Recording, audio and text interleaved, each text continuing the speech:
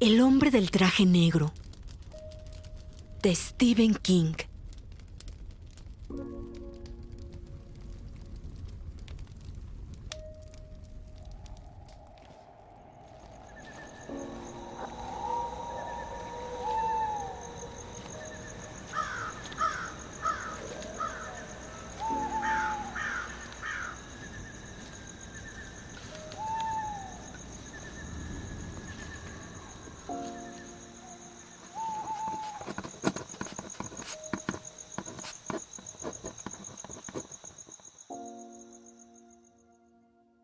Soy un hombre muy anciano.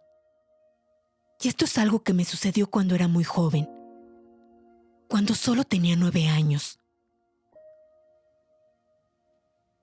Corría el año de 1914. El verano después de que mi hermano Dan muriera en el campo oeste. Y 3 años antes de que Estados Unidos interviniera en la Primera Guerra Mundial. Nunca he contado a nadie lo que pasó aquel día en la bifurcación del río. Y nunca lo haré. Al menos no de palabra. Sin embargo, he decidido escribirlo en este libro, que dejaré sobre la mesilla de noche junto a mi cama. No puedo escribir durante un largo rato, porque las manos me tiemblan mucho y apenas me quedan fuerzas. Pero no creo que me lleve demasiado tiempo. Puede que alguien encuentre algún día lo que he escrito. Me parece probable. Porque es muy humano abrir un libro titulado Diario, después de la muerte de su dueño. Por ello considero probable que mis palabras lleguen a leerse. Otra cosa es si alguien les dará crédito.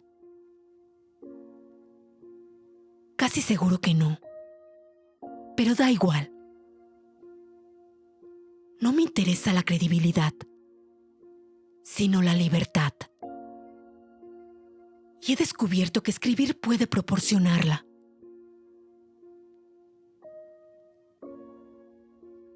Durante 20 años fue autor de una columna titulada Hace mucho en un lugar lejano, para el Call de Castle Rock.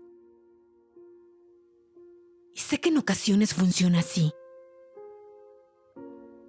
Lo que escribes a veces te abandona para siempre, como una fotografía expuesta al sol, hasta que queda totalmente blanca. Rezo por alcanzar esa liberación.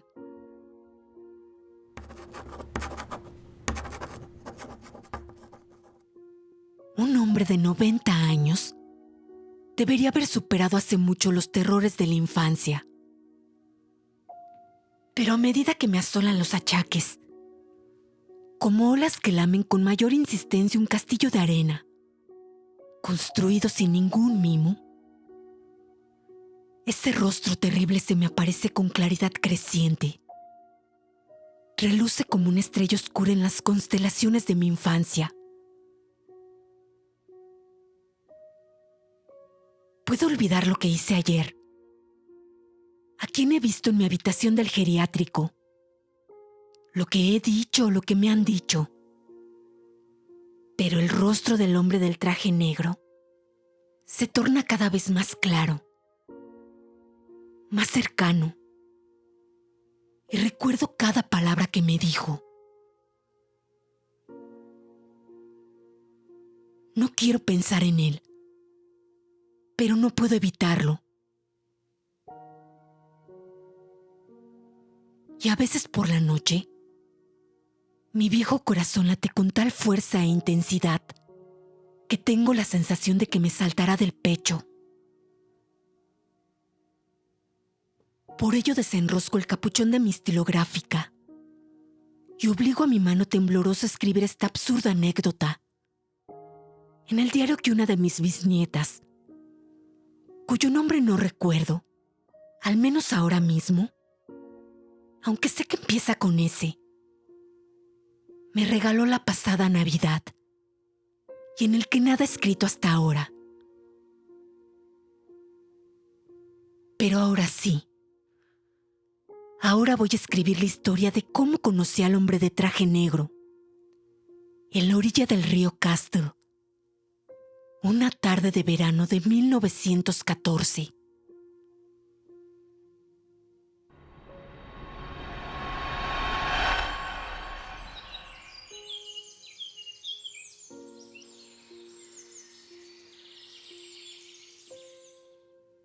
La población de Moton era un mundo distinto en aquellos tiempos, más distinto de lo que podría llegar a describir. Era un mundo sin aviones rugiendo en el cielo, un mundo casi libre de coches y camiones, un mundo en el que el aire todavía no estaba dividido en carriles, ni en porciones por los cables de la electricidad. No había una sola calle asfaltada en todo el pueblo, y el barrio comercial no consistía más que en el Ultramarinos de Corson, la ferretería de Tut, la iglesia metodista, la escuela, el ayuntamiento y el restaurante de Harry, a 800 metros de allí, que mi madre, con infinito desdén, llamaba la licorería.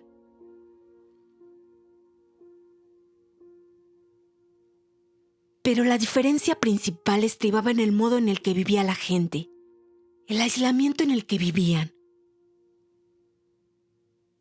No sé si las personas nacidas en la segunda mitad del siglo XX pueden creérselo, aunque tal vez afirmen que se lo creen, para mostrarse corteses con los ancianos como yo.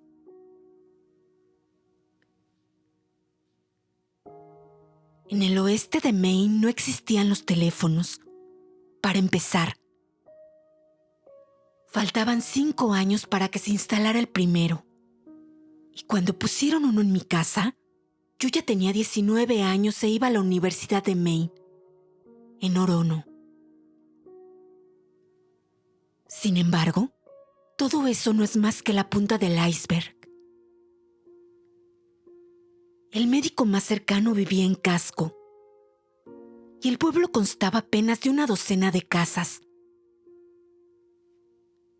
No había barrios.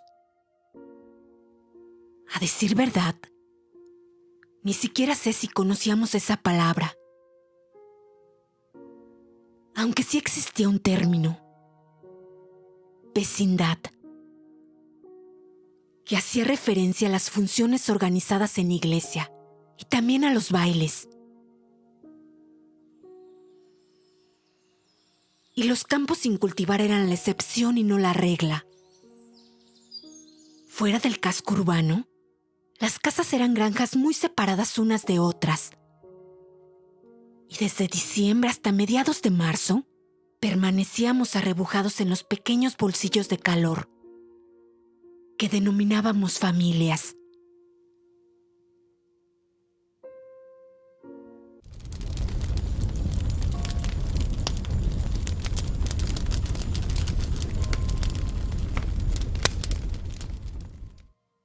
Nos arrebujábamos. Escuchábamos el silbido del viento en la chimenea y esperábamos que nadie cayera enfermo, se rompiera una pierna o perdiera el juicio. Como el granjero de Castle Rock que había descuartizado a su mujer, tan solo 3 inviernos antes, alegando después en el juicio que los fantasmas lo habían obligado a hacerlo.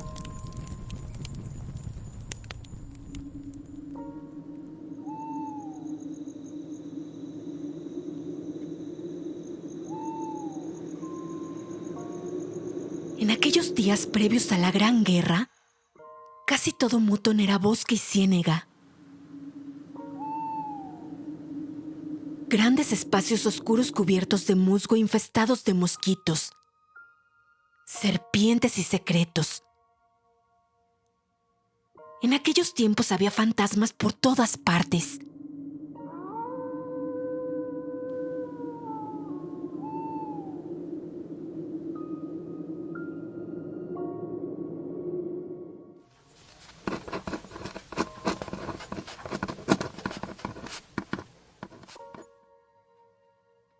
El episodio al que me refiero tuvo lugar un sábado. Mi padre siempre me daba una lista de tareas, incluyendo algunas que habrían correspondido a Dan de no haber muerto. Era mi único hermano y había muerto como consecuencia de la picadura de una abeja. Había transcurrido un año desde la tragedia, pero mi madre seguía sin querer aceptarlo. Decía que tenía que haber sido otra cosa, que nadie moría a consecuencia de la picadura de una abeja. Cuando mamá Sweet, la dama más anciana del comité de damas metodistas, intentó contarle en invierno, durante la cena de la iglesia, que su tío predilecto había corrido la misma suerte en 1873, mi madre se tapó los oídos. Se levantó y salió del sótano de la iglesia para no volver, sin que mi padre pudiera hacer nada para convencerla.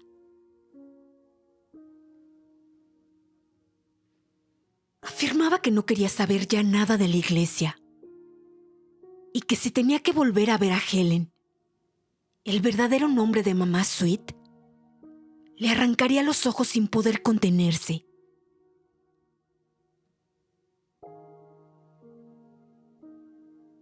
Ese día en particular, papá quería que partiera leña para el fogón, que arrancara las malas hierbas de las alubias y los pepinos, bajara heno del pajar, sacara 2 jarras de agua para ponerlas al fresco y que rascara toda la pintura vieja que pudiera del mamparo del sótano.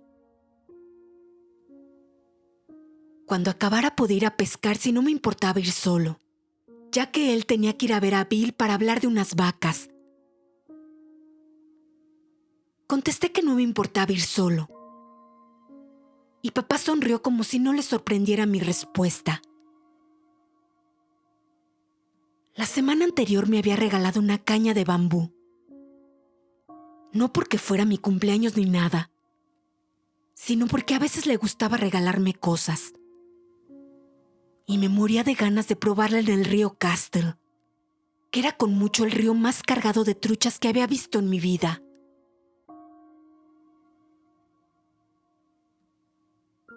Pero no te metas demasiado en el bosque, me advirtió. No vayas más allá de la bifurcación. No, señor. Prométemelo.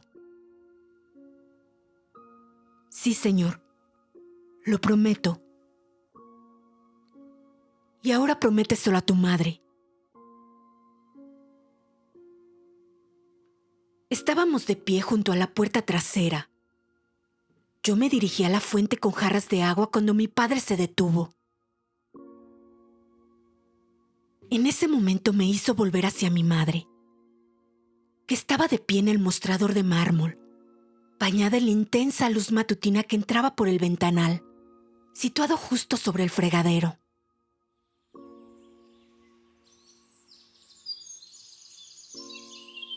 Un rizo le descendía por un lado de la frente hasta rozarle la ceja. ¿Ven con qué precisión lo recuerdo todo? La brillante luz convertía el tirabuzón en filamentos de oro. Tanto que me daban ganas de correr hacia ella y abrazarla. En ese instante la vi como mujer, como mi padre debía verla. Llevaba una bata de caza con estampado de rositas. Lo recuerdo muy bien. Y estaba amasando el pan.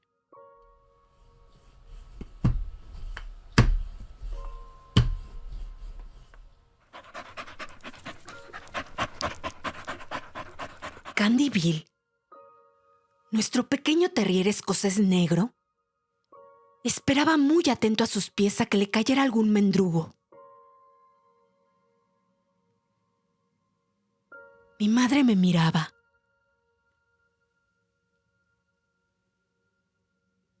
Lo prometo, repetí. Esbozó una sonrisa, pero era la sonrisa preocupada que siempre esbozaba. Desde el día en que mi padre trajo a Dan en brazos desde el campo oeste. Mi padre llegó sollozante con el pecho desnudo. Se había quitado la camisa para cubrir el rostro de Dan, que se había hinchado y puesto lívido. Mi niño, gritaba. Mira lo que le ha pasado a mi niño, por el amor de Dios. Lo recuerdo como si fuera ayer. Fue la única vez que oí a mi padre tomar el nombre del Señor en vano.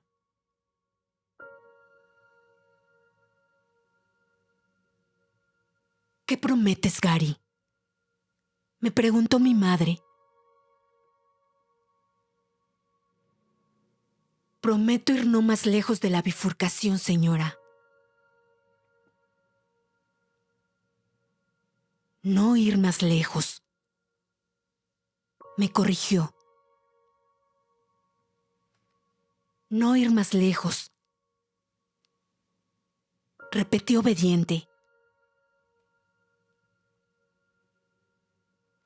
Me dirigió una mirada paciente, sin añadir nada más, mientras sus manos seguían trabajando la masa, que había adquirido un aspecto liso y sedoso.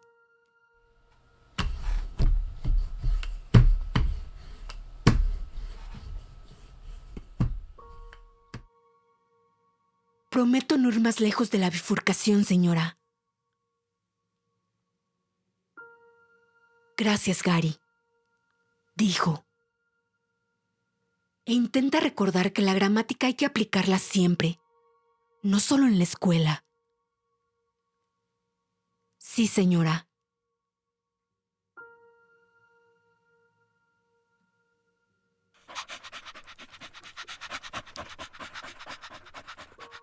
Candy Bill me siguió mientras hacía mis tareas.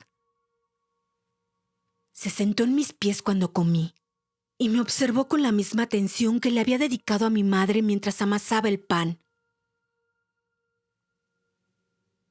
Pero cuando cogí la caña de bambú nueva y la nasa vieja y astillada para ir a pescar, el perro se detuvo junto a un rollo viejo de la tela metálica y me siguió solo con la mirada. Lo llamé, pero no acudió. Se limitó a soltar un par de ladridos, como si me dijera que volviera, pero nada más.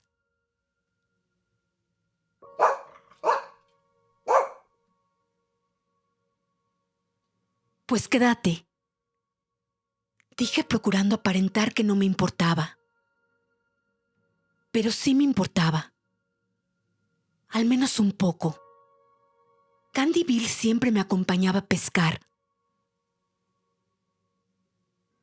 Mi madre se acercó a la puerta y me miró con la mano izquierda sobre los ojos, a modo de visera. Aún la veo en aquella postura. Y es como ver una fotografía de alguien que más tarde fue desgraciado o murió de forma repentina. Recuerda lo que te ha dicho tu padre, Gary. Sí, señora. Me saludó con la mano. Le devolví el saludo. Le di la espalda y me alejé.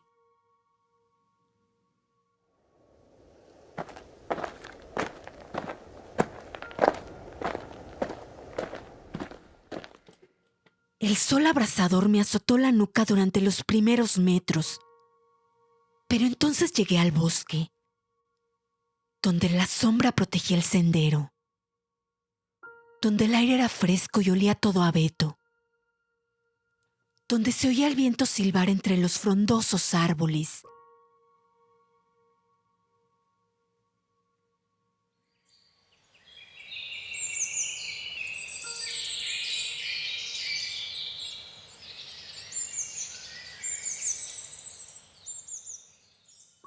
Caminaba con la caña al hombro, como hacían los chavales por aquel entonces, sosteniendo la NASA con la otra mano, como si de una maleta de viajante se tratara.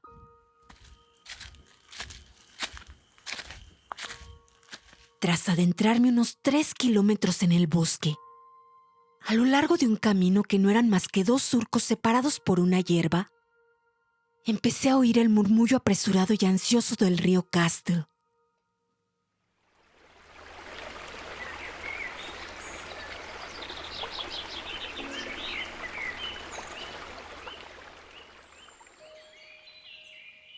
Pensé en las truchas de brillante lomo moteado y el corazón me dio un salto de alegría. El río fluía bajo un puentecito de madera y las orillas que descendían hasta el agua eran escarpadas y estaban totalmente cubiertas de maleza. Me abrí paso con cuidado, aferrándome a cuantos puntos de agarre encontraba y pisando con firmeza. Tuve la sensación de que abandonaba el verano para retroceder hasta mediados de primavera.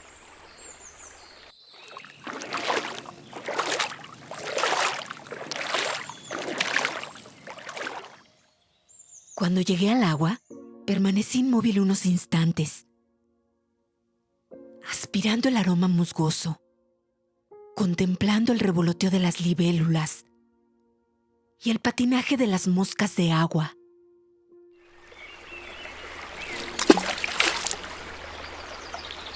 Corriente abajo vi que una trucha saltaba para atrapar a una mariposa, un hermoso ejemplar de unos 35 centímetros. Y recordé que no había ido allí para admirar el paisaje.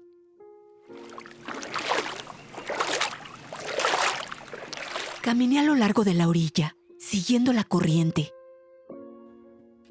Y arrojé el anzuelo por primera vez cuando aún veía el puente río arriba. Algo tiró de la caña un par de veces y se comió parte de mi cebo. Pero era demasiado astuto para mis jovencísimas manos. O tal vez no estaba lo bastante hambriento para bajar la guardia. De modo que seguí adelante.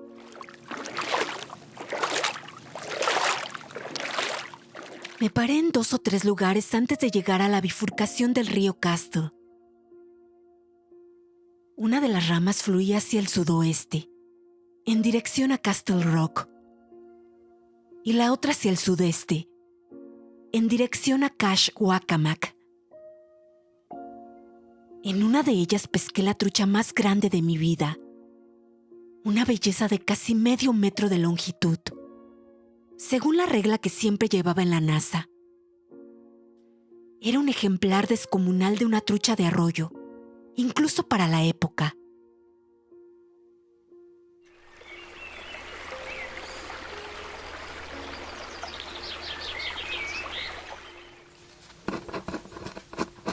Si hubiera aceptado aquella trucha como recompensa suficiente por un día de pesca y regresado a casa enseguida, ahora no estaría escribiendo este relato, que por cierto será más largo de lo que esperaba.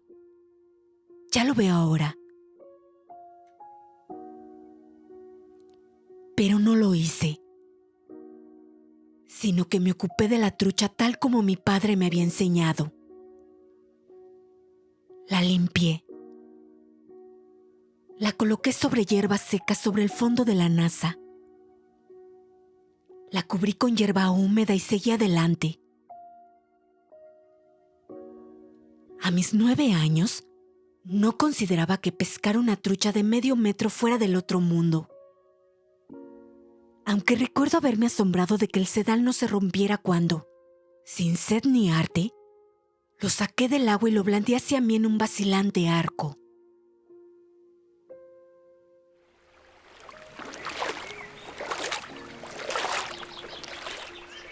Al cabo de 10 minutos llegué al lugar donde el río se dividía en aquellos tiempos, en torno a una inmensa roca gris, casi del tamaño de nuestra letrina.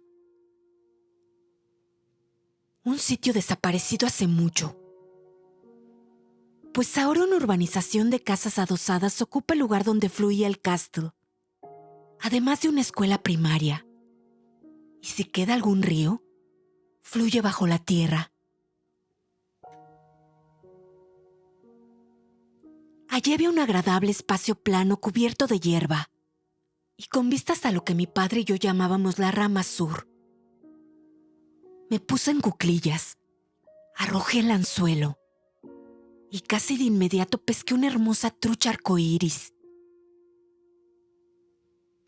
No era tan grande como la otra, porque medía 30 y pocos centímetros, pero aún así era un bonito ejemplar. La tuve limpia antes de que las agallas dejaran de aletear. La guardé en la nasa y volví a tirar el anzuelo. Esta vez no picó ningún pez al momento.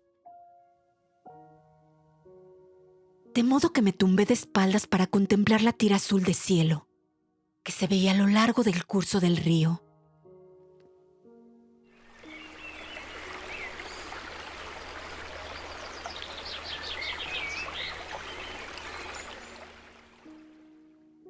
Las nubes lo surcaban de oeste a este, e intenté identificar formas conocidas en ellas.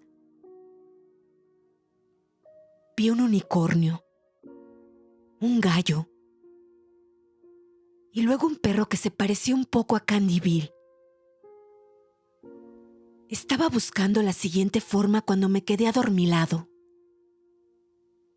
O quizá me dormí del todo. No lo sé a ciencia cierta.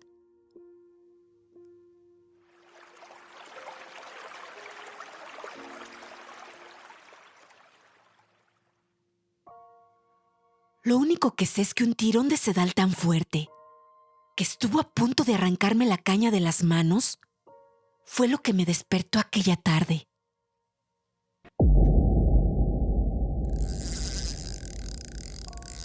Me puse en pie, agarré la caña con fuerza y de pronto me di cuenta de que tenía algo posado en la punta de la nariz. Me puse visco y comprobé que se trataba de una abeja.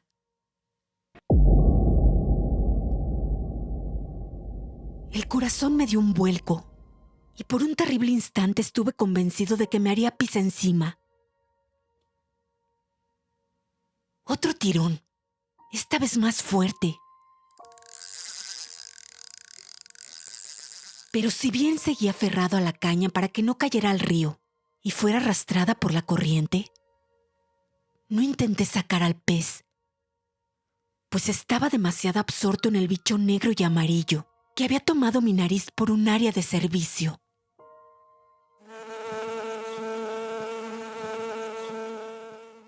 Muy despacio adelanté el labio inferior y soplé. La abeja se agitó un poco, pero no levantó el vuelo. Soplé de nuevo y otra vez se agitó, pero esta vez con cierta impaciencia. Y no osé volver a soplar por temor a que perdiera los estribos y me picara. Estaba demasiado cerca de mí para que pudiera ver lo que hacía, pero no costaba imaginársela metiendo el aguijón por las narices e inyectándome su veneno fosa arriba hasta los ojos, hasta llegar al cerebro. De repente se me ocurrió la espeluznante idea de que era la misma abeja que había matado a mi hermano.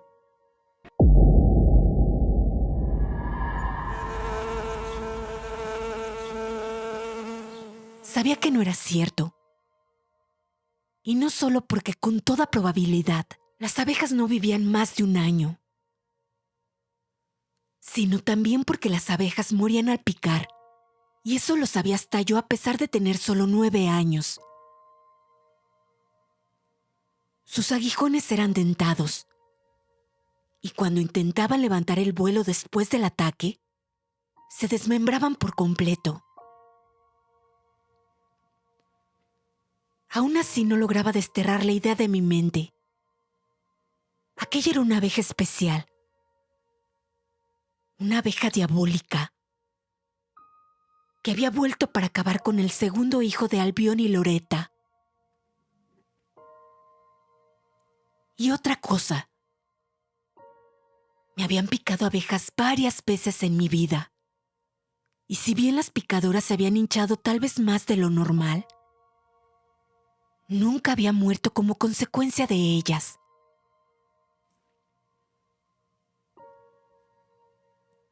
Ese era el destino de mi hermano. Una trampa mortal que le fue tendida antes de nacer. Una trampa a la que yo había escapado por algún motivo. Pero mientras visqueaba hasta que me dolieron los ojos, en un intento de ver a la abeja, la lógica no formaba parte de mi pensamiento. Solo existía la abeja. Nada más. La abeja que había matado a mi hermano. Y que lo había matado de un modo tan espantoso que mi padre se había bajado los tirantes del peto para poderse quitar la camisa y cubrir el rostro tumefacto y deforme de Dan. Lo había hecho a pesar de la inmensidad de su dolor, para que su esposa no viera lo que le había sucedido a su primogénito.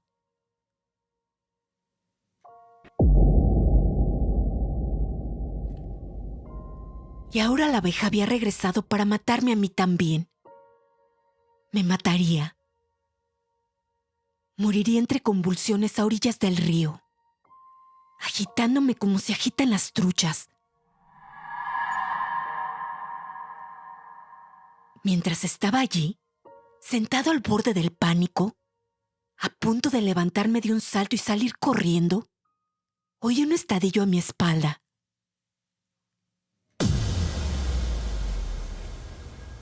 Fue tan potente y penetrante como un disparo, pero sabía que no se trataba de un disparo, sino de alguien dando una palmada, una sola palmada. En ese mismo instante, la abeja cayó de mi nariz y aterrizó en mi regazo. Quedó tendida sobre mis pantalones con las patas tiesas hacia arriba. Y el aguijón, negro e inofensivo, sobre el marrón gastado y desvaído de la pana. Lo vi de inmediato. En aquel momento sentí otro tirón del sedal, el más fuerte.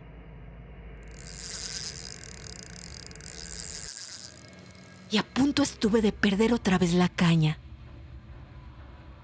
La agarré con ambas manos y tiré de ella con brusquedad, de un modo que habría hecho que mi padre se tirase de los pelos.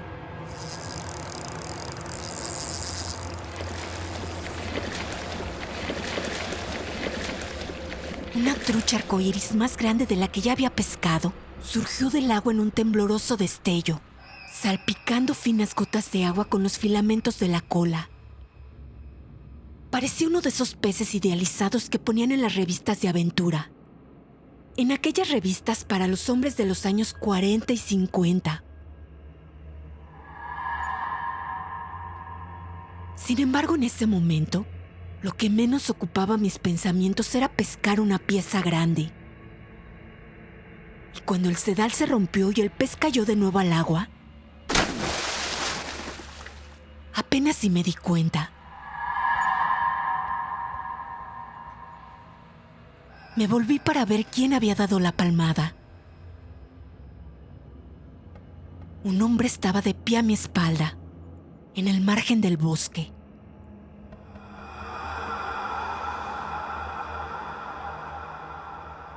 Su rostro era muy largo y pálido. Llevaba el cabello aplastado contra el cráneo, dividido con pulcritud del lado izquierdo de su estrecha cabeza. Era muy alto. Iba vestido con un traje negro de 3 piezas. Y supe al instante que no era un ser humano, porque sus ojos eran del color naranja de las llamas del fogón.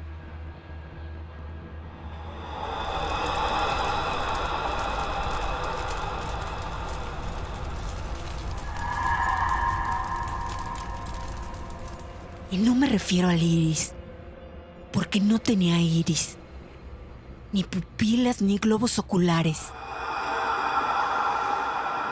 Sus ojos eran totalmente anaranjados, de un naranja que iba cambiando de matiz y parpadeaba.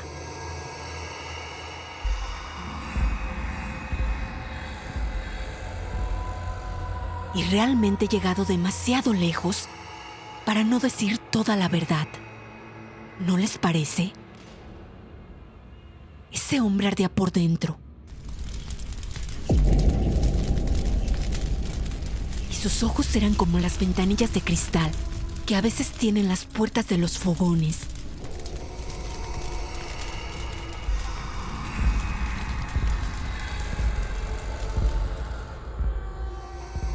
Mi vejiga cedió y el marrón gastado sobre el que yacía la abeja muerta se tiñó de un matiz más oscuro. Apenas me di cuenta de que me orinaba encima. No lograba apartar la mirada del hombre, parado en lo alto de la cuesta.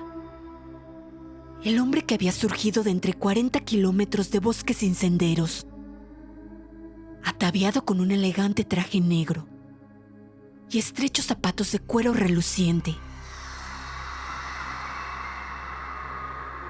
Veía la cadena de su reloj atravesada sobre el chaleco, reluciendo bajo el sol. No tenía ni una pizca de pinaza adherida a la ropa y me observaba con una sonrisa. Vaya, pero si es el joven pescador, exclamó con una voz suave y afable. Mira por dónde. ¿Nos conocemos, pescador? Hola, señor. Saludé. La voz que brotó de mis labios no temblaba, pero tampoco sonaba como mi voz, sino como la voz de una persona mayor. Tal vez como la de Dan, o incluso la de mi padre. Lo único que alcanzaba a pensar era que quizá me soltaría si fingía no ver lo que era. Si fingía no ver que tenía llamas en lugar de ojos. Me parece que te he ahorrado una picadura muy desagradable, comentó. Y entonces, para mi horror, bajó por la orilla hasta donde yo estaba sentado, con una abeja muerta sobre el regazo mojado y una caña de bambú entre las manos entumecidas.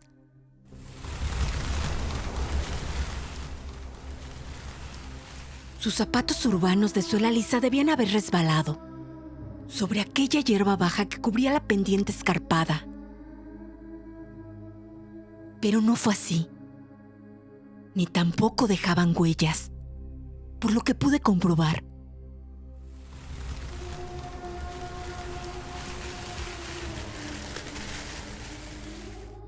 En los lugares que sus pies tocaban, o parecían tocar, no quedaba una sola ramita rota, ninguna hoja aplastada, ninguna huella de zapato.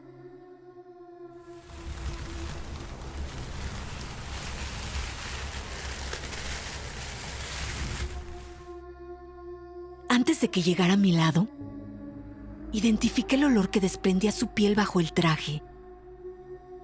Era un olor a cerillas quemadas, olor a azufre. El hombre del traje negro sin duda era el diablo.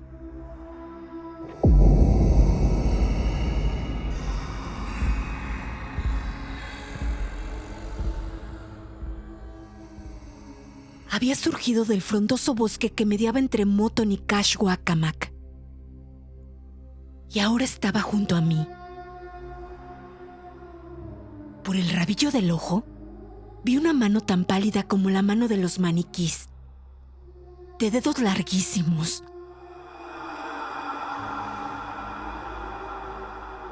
Se puso en cuclillas a mi lado, y sus rodillas crujieron como las de cualquier hombre normal. Pero cuando movió las manos para dejarlas colgando entre ellas, vi que los dedos no acababan en uñas, sino en largas garras amarillas.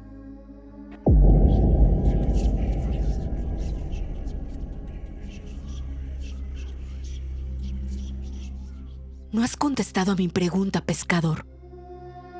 Insistió en el mismo tono suave. ¿Nos conocemos? Se parecía, ahora que lo pienso, a la voz de esos locutores radiofónicos, de aquellos programas musicales de años venideros, esos que te vendían de todo. No me haga daño, por favor. Susurré en voz tan baja que apenas la oía yo mismo.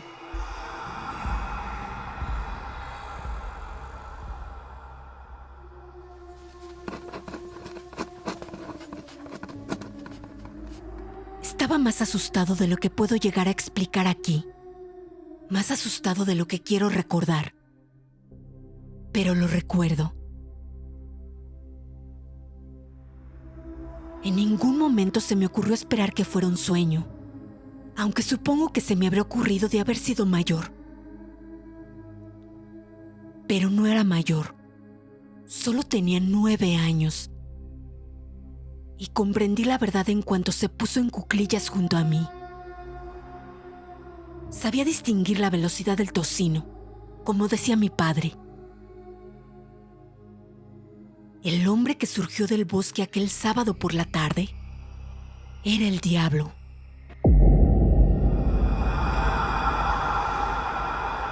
Y en el interior de las cuencas vacías de sus ojos, su cerebro ardía.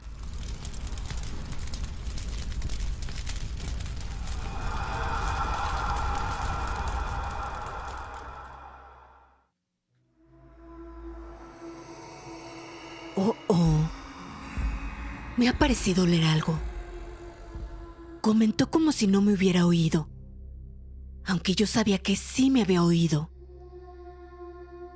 ¿Algo mojado?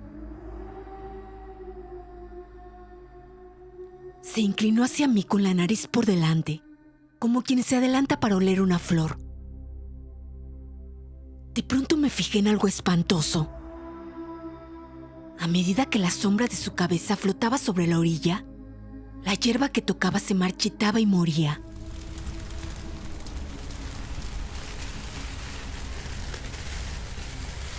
Bajó la cabeza hacia mis pantalones y husmeó con los ojos ardientes entornados, como si aspirara una fragancia sublime y pretendiera concentrarse por entero en ella.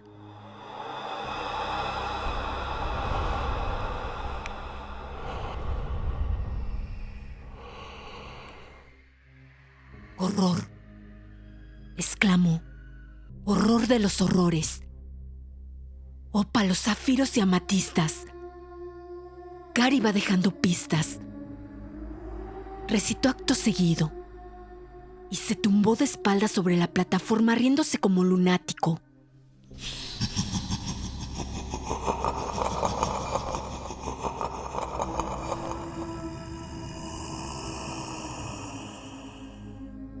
Consideré la posibilidad de salir huyendo, pero mis piernas parecían totalmente ajenas a mi cerebro. Pese a todo, no lloraba. Me había hecho pis encima como un bebé, pero no lloraba. Estaba demasiado asustado para llorar.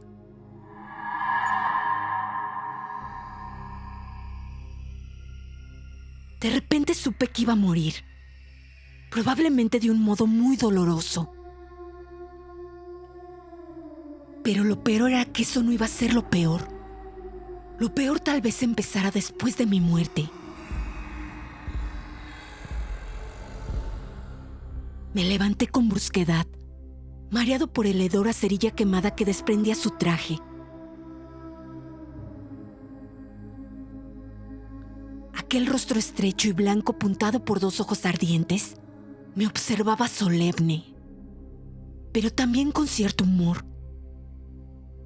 Parecía reírse en su fuero interno. «Malas noticias, pescador», anunció. «Traigo malas noticias». No podía más que mirarlo. Su traje negro, los elegantes zapatos negros, los dedos largos y pálidos rematados por garras. Tu madre ha muerto.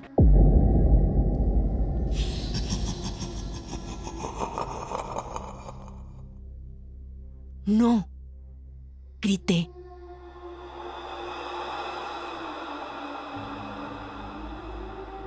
Le evoqué amasando el pan, con el rizo colgándole sobre la frente hasta rozar la ceja, de pie bajo la intensa luz de la mañana. Y el terror volvió a adueñarse de mí, pero no por mí esta vez. Entonces recordé su aspecto antes de salir a pescar. De pie en la puerta de la cocina con la mano protegiéndole los ojos, como una fotografía de alguien a que esperas volver a ver, pero a quien no ves más. Miente, insistí. Esbozó una sonrisa. La clase de sonrisa triste y paciente de un hombre que ha recibido frecuentes acusaciones falsas. Me temo que no, aseguró. Le ha pasado lo mismo que a tu hermano, Gary. Una abeja. No es cierto. Persistí y entonces sí rompí a llorar. Es grande. Tiene 35 años. Y si una picadura de abeja podía matarla como Adán, habría muerto mucho antes. Y usted es un embustero de mierda. Había llamado al diablo embustero de mierda. En cierto modo era consciente de ello. Pero la parte superficial de mi mente estaba bloqueada por la enormidad de lo que acababa de decirme.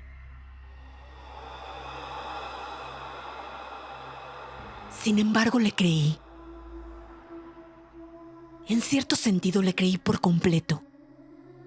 Como siempre creemos, en cierto modo, lo peor que nuestro corazón es capaz de imaginar.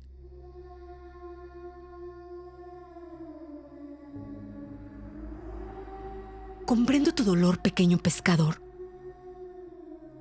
Pero ese argumento hace aguas. Si me permites que te lo diga.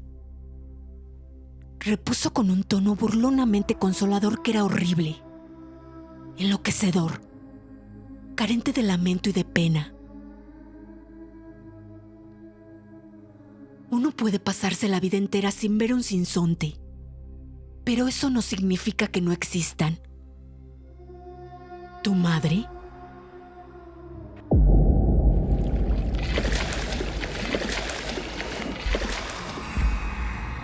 Una trucha saltó en el agua. El hombre del traje negro frunció el entrecejo y le señaló con el dedo.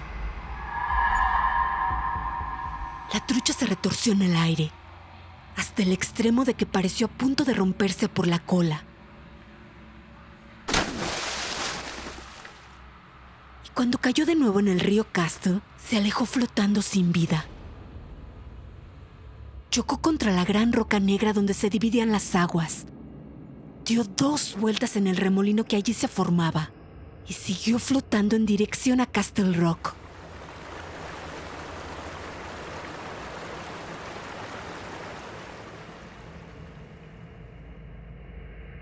Entretanto, el desconocido volvió de nuevo sus ojos ardientes hacia mí y me miró con una sonrisa caníbal, con una boca de dientes diminutos y afilados.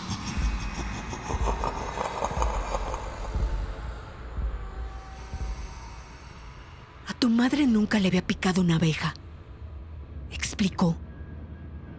Pero, de repente, hace menos de 1 hora, entró una volando por la ventana de la cocina, mientras ella sacaba el pan del horno y lo dejaba sobre el mármol para que se enfriara. No pienso seguir escuchándolo, Levanté las manos y me tapé los oídos. El hombre frunció los labios como si se dispusiera a silbar y sopló un poco de aire en mi rostro.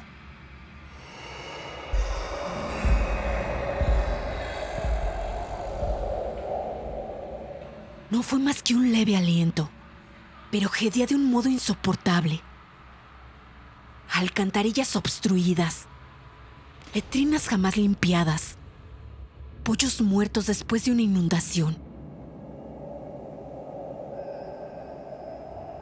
Dejé caer las manos. Bien, dijo. Necesitas escuchar esto, Gary. Necesitas escuchar esto, pequeño pescador. Fue tu madre la que transmitió esa debilidad fatal a tu hermano.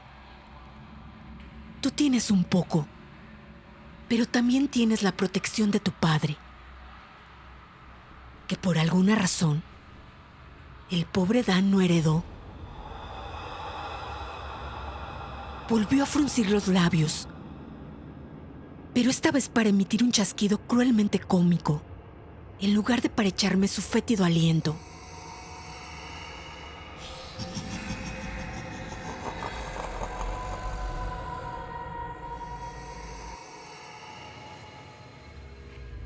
Así que, si bien no me gusta hablar mal de los muertos, me parece que es un caso de justicia poética. ¿No estás de acuerdo? Al fin y al cabo, ella mató a tu hermano Dan. Es igual que si le hubiera pegado un tiro en la sien.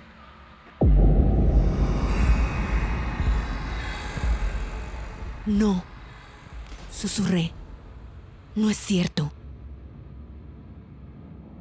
Te aseguro que sí. La abeja entró volando por la ventana y se le posó justo en la nuca. Ella le dio un manotazo sin darse cuenta de lo que hacía. Tú fuiste más listo, Gary. Y la abeja le picó. Enseguida notó cómo se le hinchaba la garganta. Eso es lo que les pasa a las personas alérgicas al veneno de abeja. Se les hincha la garganta y se asfixian. Por eso Dan tenía la cara tan hinchada y lívida. Por eso tu padre se la cubrió con la camisa.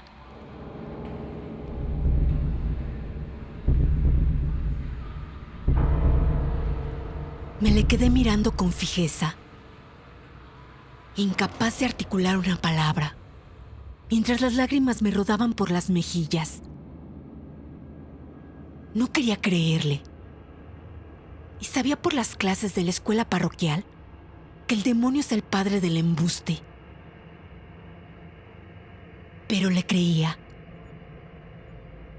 Estaba convencido de que había estado en nuestro patio, mirando por la ventana de la cocina cuando mi madre cayó de rodillas, aferrándose al cuello tumefacto, mientras Candy Bill daba saltos a su alrededor, emitiendo sus estridentes ladridos.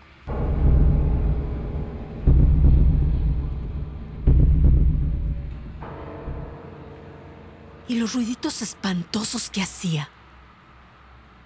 Prosiguió el hombre de traje negro en tono reflexivo. Se arañaba la cara.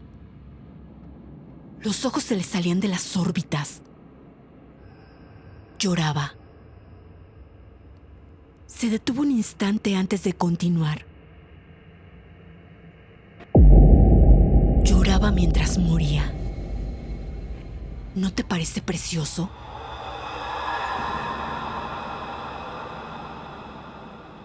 Y lo mejor de todo es que cuando ya estaba muerta, cuando llevaba en el suelo unos 15 minutos, en medio de un silencio absoluto, puntuando tan solo un tic-tac del fogón, con el aguijón de la abeja aún clavado en la nuca,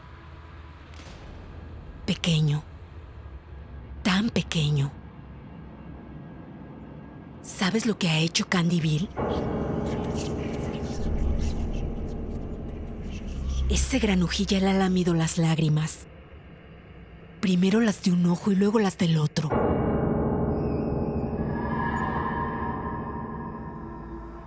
El hombre del traje negro contempló unos instantes el río, con expresión triste y pensativa.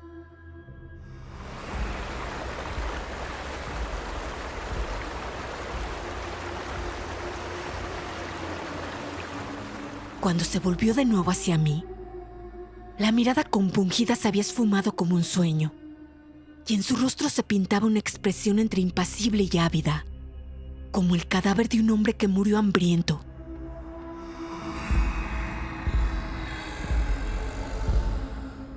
Sus ojos seguían ardiendo, y entre sus labios pálidos se adivinaban los dientecitos afilados.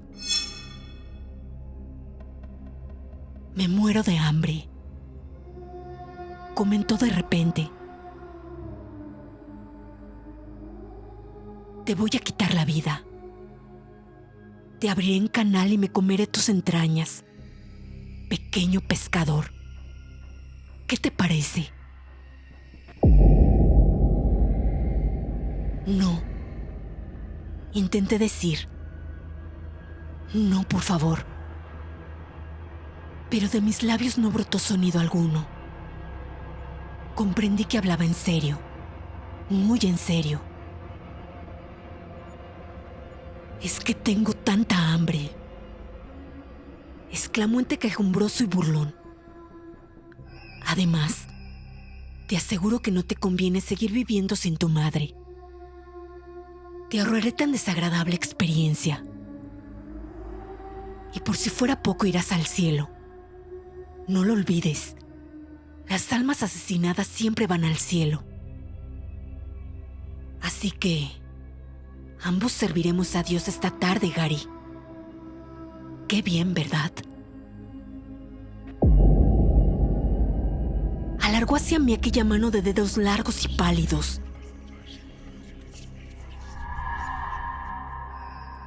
Y sin ser consciente de ello, abrí la nasa, hundí la mano hasta el fondo y saqué la enorme trucha que había pescado. Aquella con la que debería haberme dado por satisfecho. Se la alargué sin ver lo que hacía, con los dedos dentro del corte rojo que había practicado para destripar al pez. Al igual que el hombre del traje negro, había amenazado con destriparme a mí. El ojo vidrioso del animal me miraba soñador, y el anillo dorado que rodeaba el centro negro me recordó la alianza de mi madre.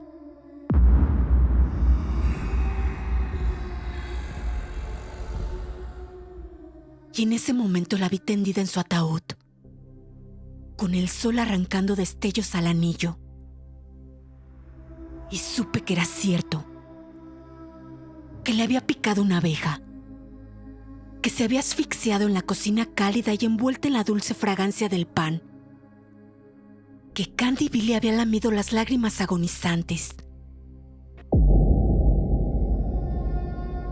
«Pez grande», rugió el hombre de traje negro con voz gutural y codiciosa. Me arrebató la trucha y se la metió en la boca, que se abría más de lo que podría abrirse cualquier boca humana.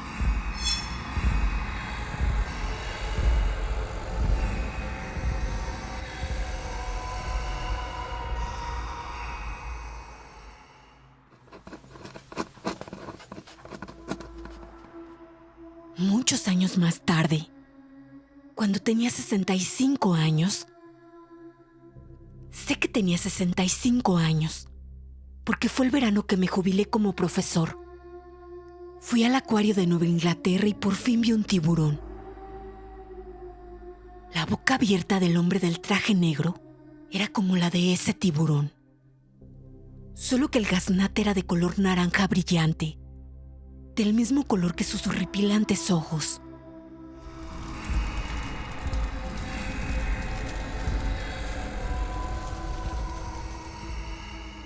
Y sentí en el rostro el calor que emanaba, como se siente una ola de calor repentina delante de la chimenea cuando prende un tronco muy seco. Y no eran imaginaciones mías, lo sé, porque justo antes de que deslizara la cabeza de mi trucha, entre las mandíbulas abiertas de par en par, Vi que las escamas de los costados del pez se levantaban y rizaban, como virutas de papel flotando sobre una incineradora abierta.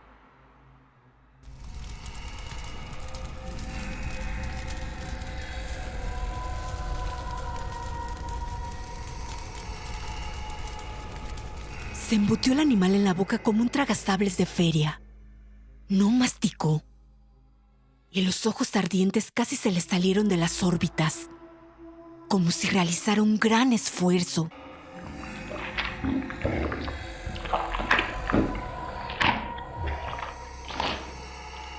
El pescado fue entrando y entrando. La garganta del hombre se hinchó cuando la pieza descendió por el gaznate, y de sus ojos brotaron lágrimas, de sangre escarlata y espesa.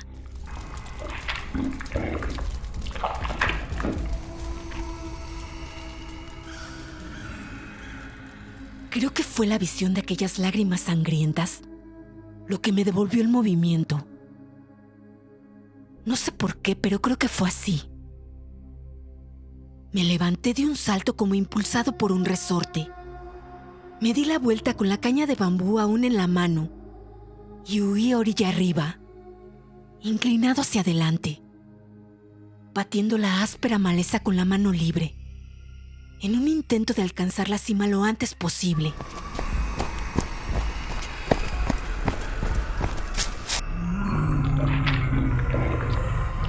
El hombre emitió una especie de rugido ahogado, típico de una persona que tiene la boca demasiado llena. Yo miré por encima del hombro al llegar arriba. Me estaba siguiendo, con los faldones de la chaqueta revoloteando a su alrededor y la cadena dorada del reloj centelleando al sol. La cola del pez aún le sobresalía de la boca y me llegaba el olor a pescado asado en el horno que era su garganta.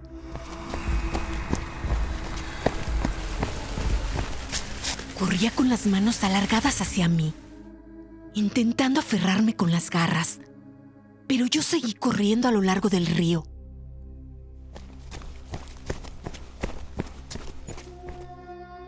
Al cabo de unos 100 metros recobré la voz y empecé a gritar de miedo, por supuesto, pero también de dolor por mi hermosa madre muerta.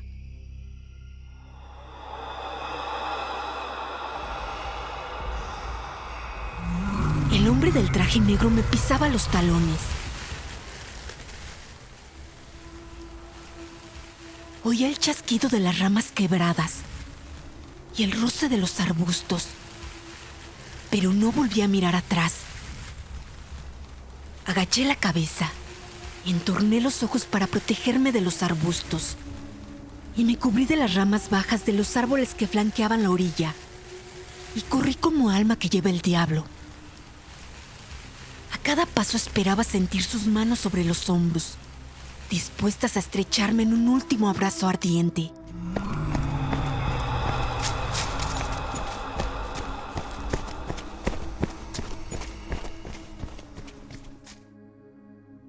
Pero no sucedió.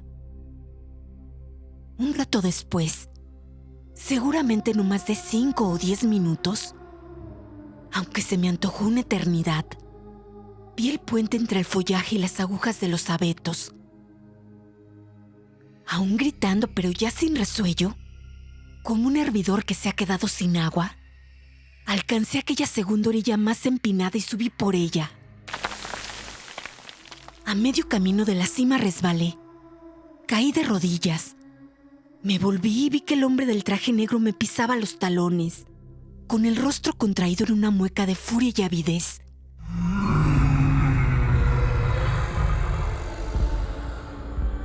Tenía las mejillas salpicadas de lágrimas sangrientas y la boca de tiburón abierta como una puerta. Pescador, rugió al tiempo que subía tras de mí e intentaba aferrarme el pie con una de sus largas manos. Me zafé de él y le arrojé la caña de pescar. La hice a un lado sin esfuerzo, pero el gesto le enredó los pies y lo hizo caer de rodillas.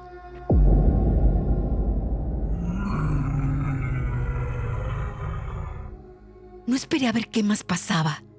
Seguí corriendo hasta la cima.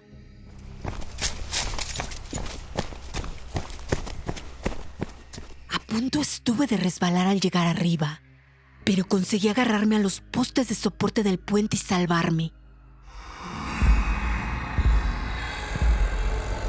«No puedes escapar, pescador», gritó el hombre a mi espalda en tono furioso y risueño a un tiempo. «Hace falta algo más que una trucha para saciarme». «Déjeme en paz», repliqué. Me aferré a la barandilla del puente y salté sobre ella en una torpe voltereta, llenándome las manos de astillas y propinándome tal golpe en la cabeza al aterrizar que vi las estrellas. Me tendí de bruças y empecé a caminar a gatas. Justo antes de llegar al final del puente me levanté de un salto. Di un traspié, me recuperé y eché a correr. Corrí como solo pueden correr los niños de 9 años, como el viento. Tenía la sensación de que mis pies solo tocaban el suelo cada 3 o 4 zancadas. Y quién sabe, tal vez fuera cierto.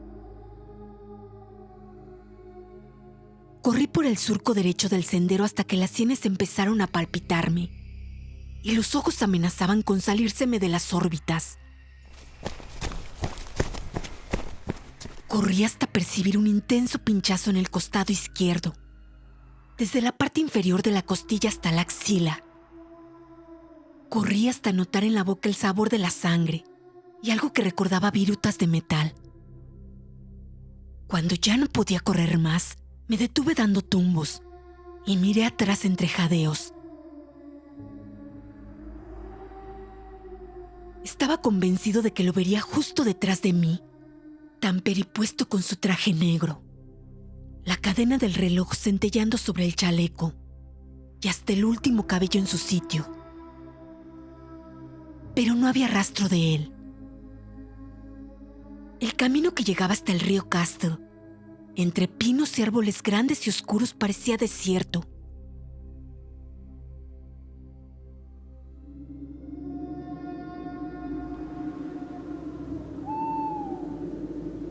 Sin embargo, percibía su presencia en algún lugar de ese bosque, observándome con sus ojos incendiados, oliendo a cerilla quemada y a pescado asado.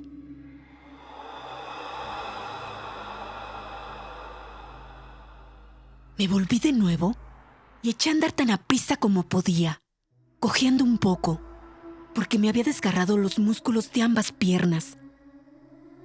Y a la mañana siguiente, cuando me levanté, me dolían tanto que apenas podía caminar. Pero en aquel momento no me fijé en esas cosas. Seguía mirando por encima del hombro para verificar una y otra vez que el camino seguía desierto. Y así lo vi cada vez que miré atrás. Pero aquellos vistazos asustados parecían intensificar mi temor en lugar de mitigarlo. Los abetos parecían cada vez más oscuros, más intensos. Y no podía evitar imaginar lo que acechaba tras los árboles, tras aquellos senderos.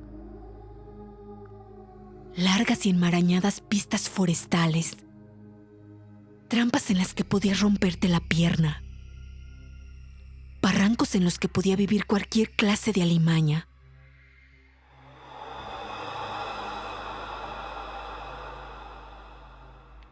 Hasta aquel sábado de 1914, había creído que los osos eran los habitantes más temibles del bosque. Pero ahora sabía que no era cierto.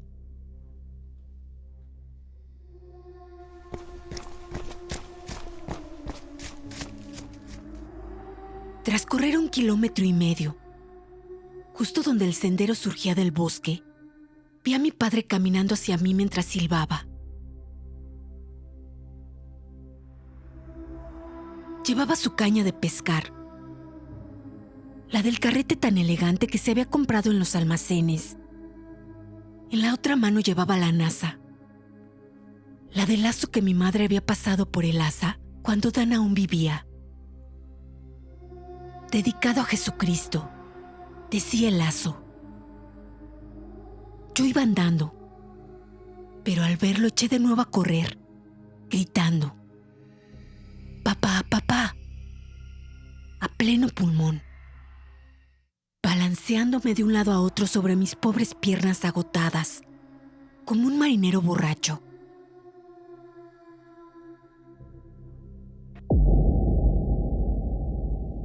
La expresión sorprendida que se pintó en su rostro cuando me vio habría resultado cómica en otras circunstancias, pero no en aquellas. Dejó caer la caña y la nasa al camino sin prestarles atención y corrió hacia mí.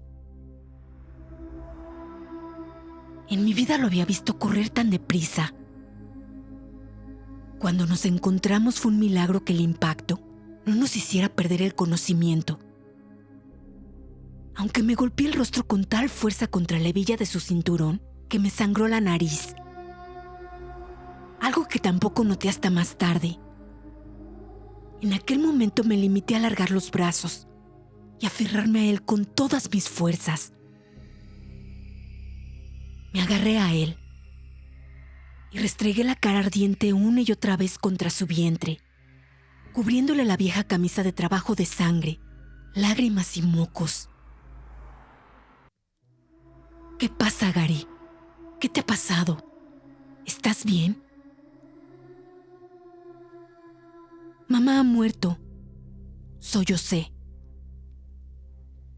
Me lo ha dicho un hombre en el bosque. Mamá está muerta. Le ha picado una abeja y se ha hinchado toda como le pasó a Dan. Y se ha muerto. Está en el suelo de la cocina. Y Candy Bill le ha lamido las lágrimas. De la cara. De la cara. Cara. Fue la última palabra que pronuncié, porque por entonces tenía el pecho tan agitado que ya no pude seguir hablando. Estaba llorando de nuevo, y el rostro perplejo y asustado de mi padre se había fragmentado en 3 imágenes superpuestas.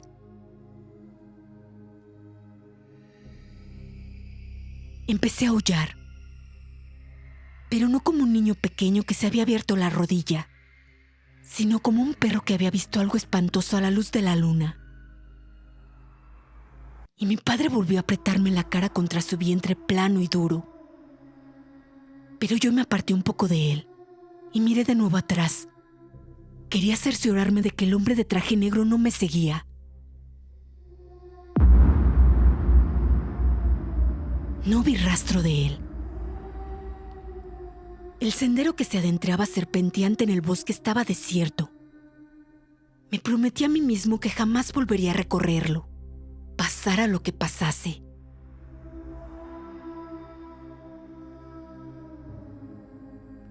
Y supongo que la mayor bendición que Dios ha regalado a sus criaturas es el hecho de no poder adivinar el futuro, ya que seguramente habría perdido el juicio de haber sabido que volvería a recorrerlo.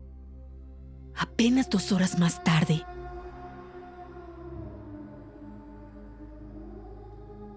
Sin embargo, en ese momento, únicamente sentí alivio al comprobar que estábamos solos. Pero entonces pensé en mi madre, en mi hermosa madre muerta. Volví a apoyar la cara contra el vientre de mi padre y lloré un rato más. Gary, escúchame, me dijo al cabo de unos instantes. Seguí llorando. Mi padre me dio unos momentos más y por fin me levantó el mentón para mirarme a los ojos y que yo pudiera mirarle a él. Tu madre está bien, aseguró. No podía más que mirarlo con el rostro arrasado de lágrimas. No le creía. No sé quién te ha dicho lo contrario, ni qué clase de desgraciado sería capaz de darle un susto a un niño. Pero te juro por Dios que tu madre está bien. Pero el hombre dijo que... Me importa un comino lo que te haya dicho. Volví a casa antes de lo previsto porque en realidad no quiero vender ninguna vaca. Y decidí que iría a pescar contigo. Fui a buscar la caña y la nasa. Y tu madre preparó un par de bocadillos de mermelada para los dos, con el pan recién hecho, aún calientito. Así que estaba bien hace media hora, Gary. Y te aseguro que nadie que haya ido al río desde aquí puede haberse enterado de algo diferente en solo media hora. Se volvió. ¿Quién era ese hombre? ¿Y dónde estaba? Voy a encontrarlo y darle una paliza de los 1000 demonios. En solo unos segundos se me ocurrieron 1000 cosas, o al menos eso me pareció. Pero el último de aquellos pensamientos fue quizás el más intenso. Si mi padre se topaba con el hombre de traje negro, no creía que fuera mi padre quien le diera una paliza a él, ni que saliera con vida del encuentro. Aún recordaba aquellos dedos largos y pálidos, cada uno de ellos rematados por una garra.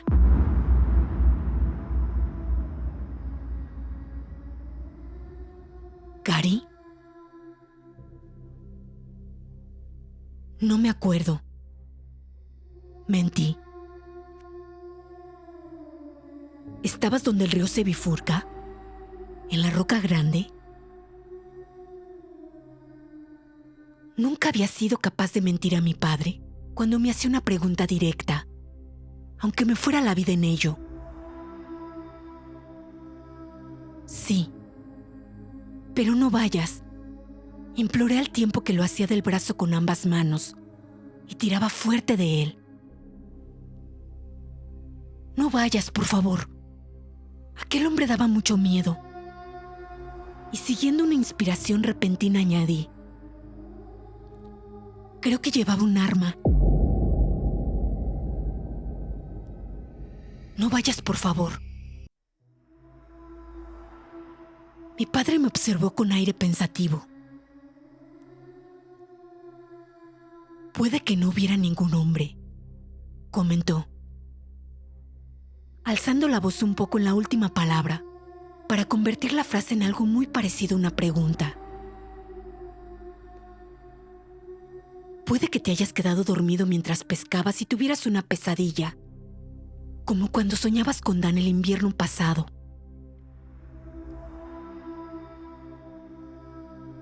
Era cierto que había tenido muchas pesadillas sobre Dan el invierno anterior.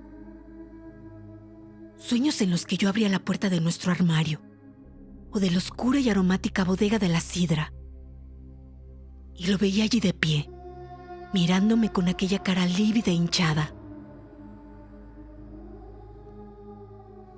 De muchos de aquellos sueños había despertado gritando, despertando de paso a mis padres. También era cierto que me había quedado dormido un rato en la orilla, al menos adormilado. Pero no había soñado, y estaba convencido de que había despertado justo antes de que el hombre de traje negro matara a la abeja de una palmada, haciéndola caer de mi nariz a mi regazo. No había soñado con él como soñaba con Dan. Estaba seguro de ello. Si bien el encuentro había adquirido cierta cualidad onírica en mi recuerdo, como imagino que sucede con todo episodio sobrenatural. Pero si mi padre creía que el hombre era fruto de mi imaginación, quizá mejor para él. Puede ser, admití. Bueno, Deberíamos volver a buscar tu caña y tu nasa. Echó a caminar en aquella dirección y me vi obligado a tirarle frenéticamente del brazo para retenerlo y conseguir que volviera de nuevo hacia mí. Más tarde, pedí: por favor, papá, quiero ver a mamá. Quiero verla con mis propios ojos. Claro, lo comprendo. Asintió tras meditarlo unos instantes. Primero iremos a casa y después volveremos al río a buscar tu caña y tu nasa.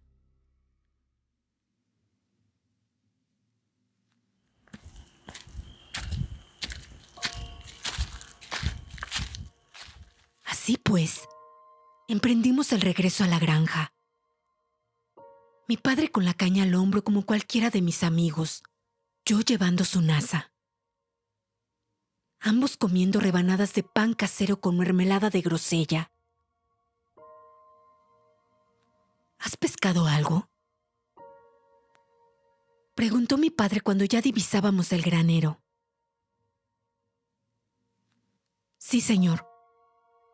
Una trucha arcoíris de buen tamaño.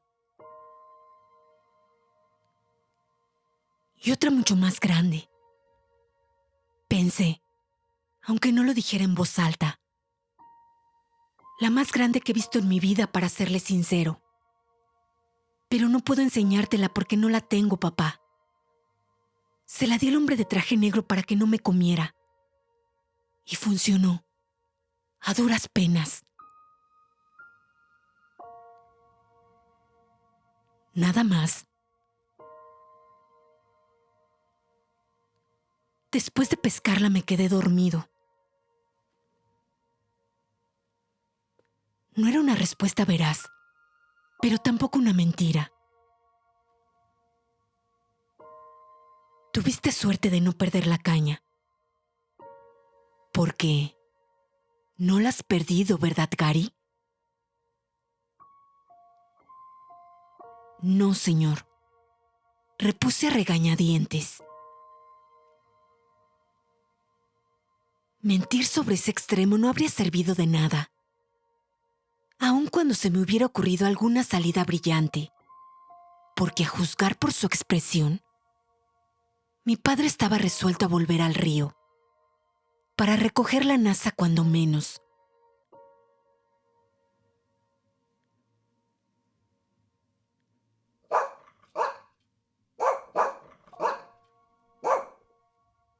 Candy Bill salió disparado por la puerta trasera ladrando como un loco y agitando toda la parte posterior del cuerpo como hacen los terriers cuando se alteran. No podía esperar más. La esperanza y la angustia se me arremolinaban en mi garganta como espuma. Me aparté de mi padre y corrí hasta la casa cargando con la nasa. Y convencido, en lo más hondo de mi ser, de que encontraría a mi madre muerta en el suelo de la cocina, con el rostro hinchado y violáceo como el de Dan, cuando mi padre lo trajo a casa desde el campo oeste, llorando y gritando el nombre de Dios.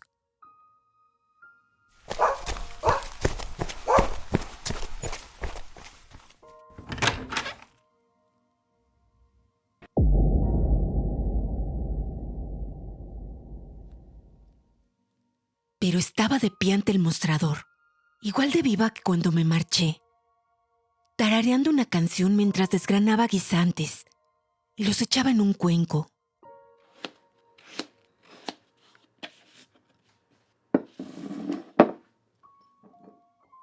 Se volvió hacia mí, primero sorprendida y luego asustada al ver mis ojos abiertos como platos y mis mejillas muy pálidas.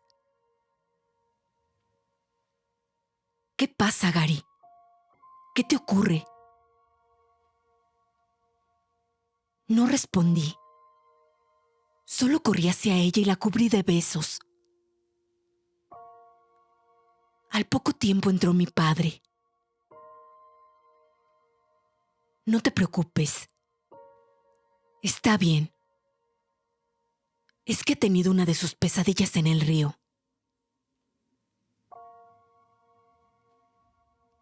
Quiera Dios que sea la última, dijo mi madre y me abrazó con fuerza, mientras Candy Bill bailoteaba entre nuestros pies, emitiendo sus estridentes ladridos.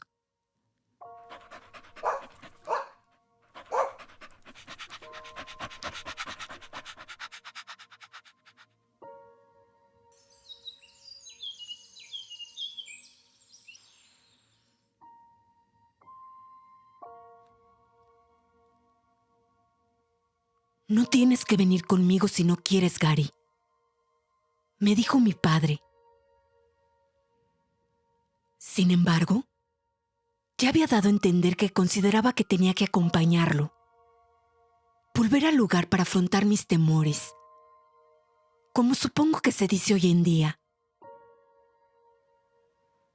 Eso está muy bien en el caso de los miedos imaginarios, pero en las 2 últimas horas no habían contribuido en absoluto a paliar mi convencimiento de que el hombre del traje negro era real.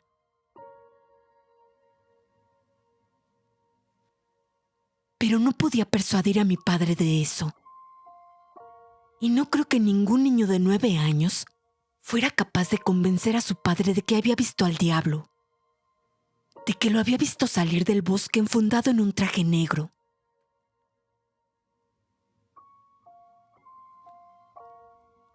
Te acompañaré, dije. Había salido de la casa para ir con él, haciendo acopio de valor para ponerme en marcha. Y ahora estábamos de pie junto al tajo del patio, cerca del montón de leña. ¿Qué llevas en la espalda? Se lo enseñé. Estaba dispuesto a acompañarlo al río y esperaba que el hombre de traje negro hubiera desaparecido. Pero por si acaso no era así, quería estar preparado. Lo mejor preparado posible en cualquier caso. En la mano que había sacado de detrás de la espalda, llevaba la Biblia familiar. En un principio tenía intención de llevarme solo mi Nuevo Testamento, que había ganado por aprenderme de memoria el mayor número de salmos, en un concurso de jóvenes cristianos el jueves por la noche. Había conseguido aprenderme 8. Si bien casi todos ellos, a excepción del 23, se me habían borrado de la memoria en cuestión de una semana. Pero el pequeño testamento rojo no me había parecido suficiente, teniendo en cuenta que quizá me vería en presencia del mismísimo diablo, por mucho que las palabras de Jesucristo estuvieran resaltadas en tinta roja.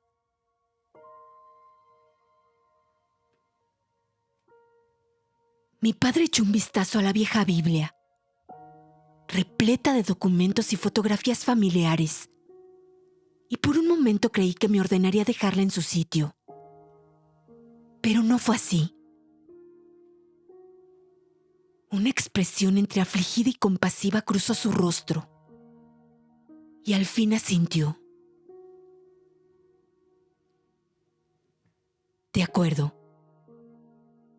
¿Sabe tu madre que te la has llevado? No, señor. Asintió de nuevo.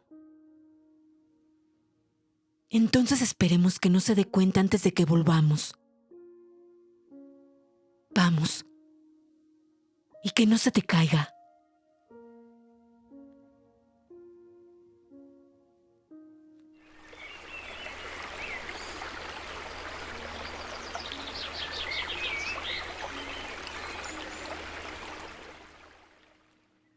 Al cabo de una media hora estábamos en la orilla del río, contemplando el lugar donde el Castle se bifurcaba y la plataforma natural donde había tenido mi encuentro con aquel hombre de los ojos anaranjados.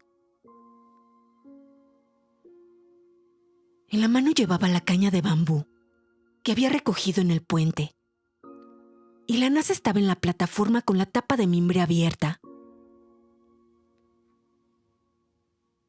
Permanecimos allí durante largo rato y ninguno de los dos dijo nada.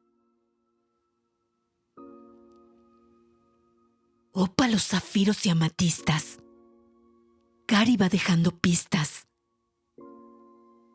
Ese era el desagradable versito que había recitado el hombre, antes de tumbarse de espaldas y echarse a reír como un niño.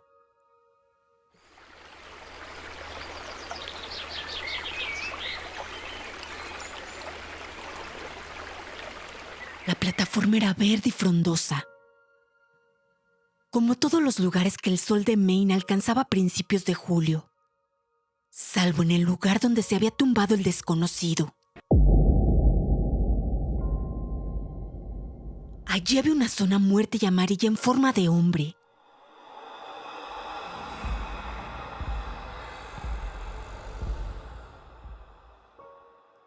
Bajé la mirada y vi que sostenía nuestra vieja y abollada Biblia familiar ante mí, presionando la cubierta con los pulgares, hasta el punto de que se me habían puesto blancos.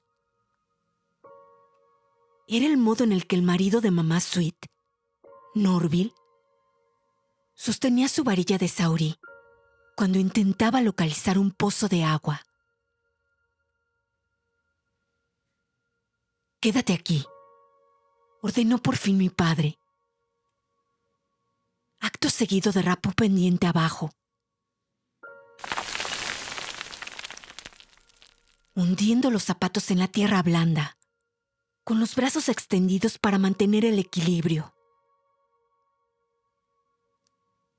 Yo me quedé donde estaba, sosteniendo la Biblia muy tenso, cual varilla de saurí, y con el corazón desbocado. No sé si tenía la sensación de que me observaban. Estaba demasiado asustado para tener sensación alguna, salvo la de querer alejarme mucho de aquella orilla y del bosque. Mi padre se agachó, husmeó la hierba muerta e hizo una mueca. Yo sabía lo que olía, algo parecido a cerillas quemadas.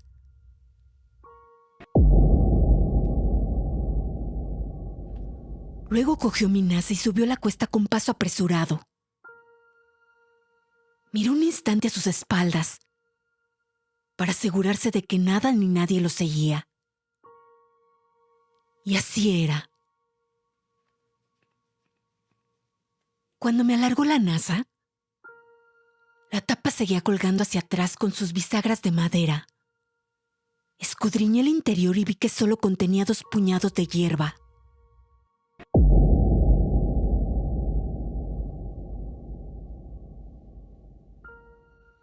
¿No decías que habías pescado una trucha arcoíris?, preguntó mi padre. Aunque puede que eso también lo soñaras, añadió en un tono que me dolió. No, señor. Pesqué una. Bueno, pues está claro que no ha saltado de la NASA, al menos si estaba destripada y limpia. Y supongo que no habrás puesto una trucha en la NASA sin destriparla. ¿Verdad, Gary? Sabes que eso no se hace. Sí, señor. Lo sé, pero... O sea que si no lo soñaste y estaba muerta en la NASA, algo debe habérsela comido, sentenció mi padre.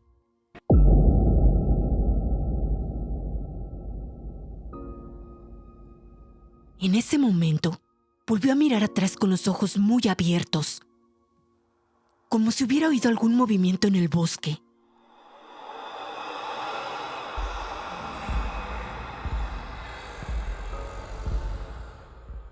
No me extrañó demasiado ver su frente perlada de sudor. Salgamos de aquí. Yo no tenía nada que objetar. De modo que regresamos a lo largo de la orilla hasta el puente, caminando a buen paso y en silencio. Al llegar allí, mi padre hincó una rodilla en el suelo y examinó el lugar donde habíamos encontrado la caña. También allí había una zona de hierba muerta. Y el zapatico de dama estaba marronizado y rizado, como quemado por una ráfaga de calor abrasador. Mientras mi padre echaba un vistazo, yo inspeccioné el interior de mi naza vacía. Debe haber vuelto para comerse también el otro pez, comenté. Mi padre alzó la mirada hacia mí. ¿El otro pez? Sí, señor. No te lo había dicho, pero también pesqué una trucha de arroyo enorme. Ese tipo estaba hambriento. Quería decir más. Las palabras se me agolpaban en la boca, pero al fin decidí callar.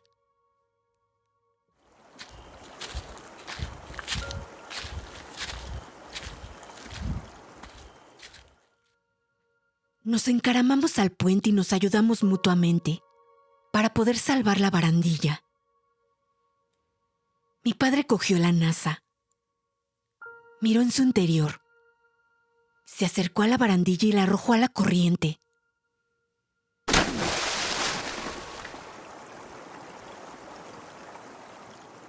Llegué a tiempo para verla caer en el agua con un chapoteo y alejarse flotando como una barca corriente abajo, mientras el agua se colaba por los huecos del mimbre.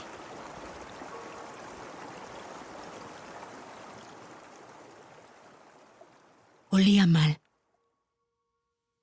explicó mi padre. Pero al decir aquello no me miró, y su voz sonaba a la defensiva. Fue la única vez que lo oí hablar en aquel tono. Sí, señor. Le diremos a tu madre que no la hemos encontrado. Si es que pregunta. Y si no pregunta, no le diremos nada. No, señor. No le diremos nada.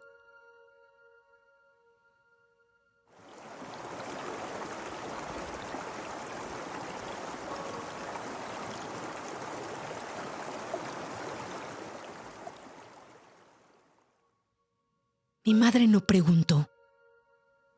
Nosotros no le dijimos nada. Y allí quedó la cosa.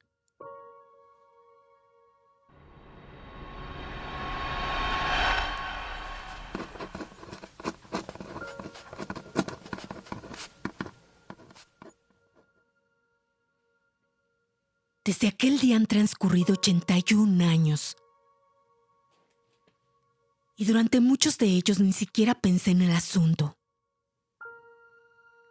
Al menos mientras estaba despierto.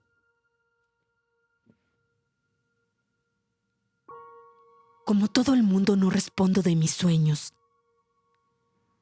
Sin embargo, ahora soy viejo y al parecer sueño despierto. Los achaques se apoderan de mí, como olas dispuestas a derribar un castillo de arena abandonado. Y lo mismo sucede con los recuerdos. Lo que me recuerda un viejo poema que decía algo así como: aunque no los llames, vuelven a ti, meneando el rabo tras de sí.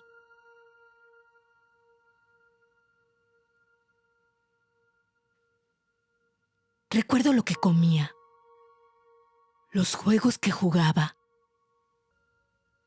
las chicas a las que besaba en el guardarropa de la escuela, cuando jugábamos a prendas, los chicos con los que salía.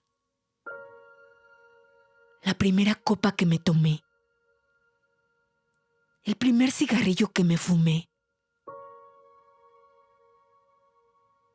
Pero de entre todos esos recuerdos, el hombre de traje negro es el que más intenso brilla, con una luz propia y espectral.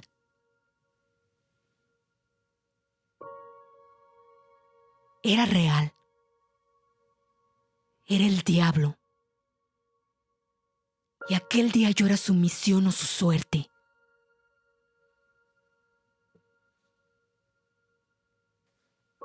Cada vez estoy más convencido de que escapar de él fue cuestión de suerte. Mera suerte. No de la intercesión de Dios al que he venerado y al que he cantado himnos durante toda la vida.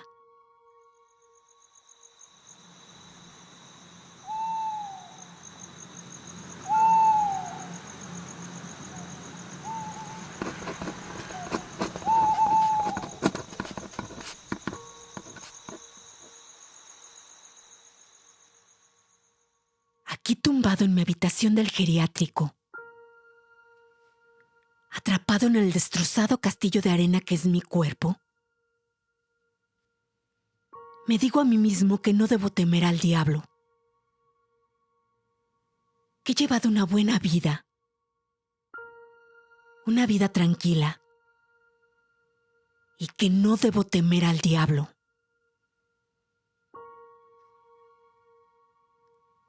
En ocasiones me recuerdo que fui yo, no mi padre, quien persuadió a mi madre para que volviera a la iglesia aquel mismo verano. Pero, en la oscuridad, esos pensamientos no proporcionan alivio ni consuelo. En la oscuridad oigo una voz que me susurra que el niño de 9 años que yo era entonces tampoco había hecho nada por qué temer al diablo, y que aún así el diablo se le apareció. Y a veces en la oscuridad oigo esa misma voz hablando en un tono aún más grave, inhumano. Pez grande. Susurra con avidez. Y todas las verdades del mundo moral se desmoronan ante su hambre. Pez grande.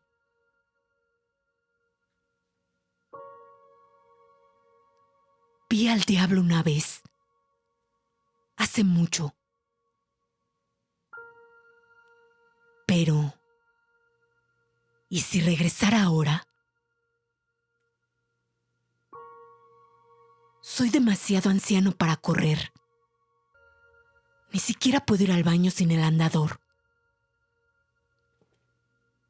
No tengo ninguna trucha de arroyo con que aplacarlo, aunque solo sea por unos instantes. Soy viejo y mi naza está vacía. ¿Y si vuelve y me encuentra en este estado? ¿Y si todavía tiene hambre?